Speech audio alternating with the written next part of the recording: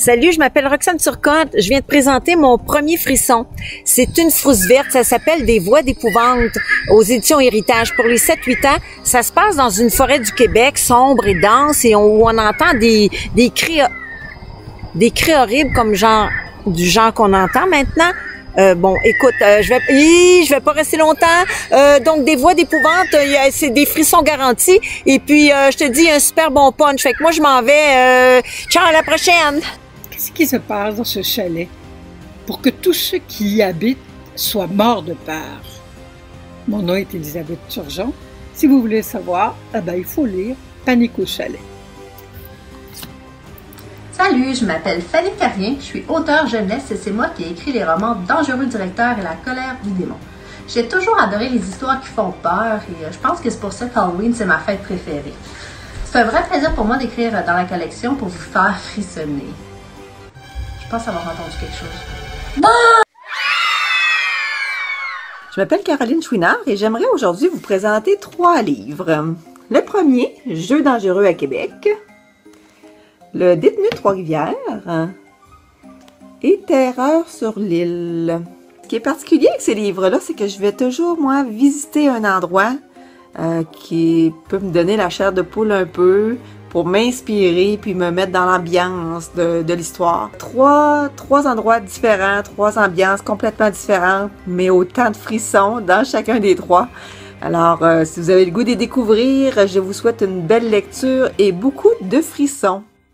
Je m'appelle Mathieu Fortin et j'ai publié dans la collection Frisson le roman L'ombre du rôdeur.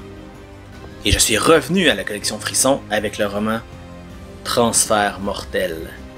J'écris des romans dans la collection Frisson parce que j'aime créer des ambiances angoissantes et vous faire vivre des émotions fortes. Salut, c'est France Gosselin, auteur du Médaillon maudit, Trio maléfique, Pantin diabolique et bientôt du frisson extrême Éclipse humaine. Ce que j'aime dans ces histoires-là, c'est quand on sait plus ce qui appartient au réel. C'est le mystère. Allô, je m'appelle Magali Laurent et je suis l'auteure de 2 romans frissons. Brume macabre, destiné aux 9 ans et plus, et L'antre du diable, pour les lecteurs de 12 ans et plus. Écrire des romans d'épouvante, c'est un rêve de jeune fille. Alors quand on m'a proposé de faire partie de la collection Frisson, j'étais méchamment contente.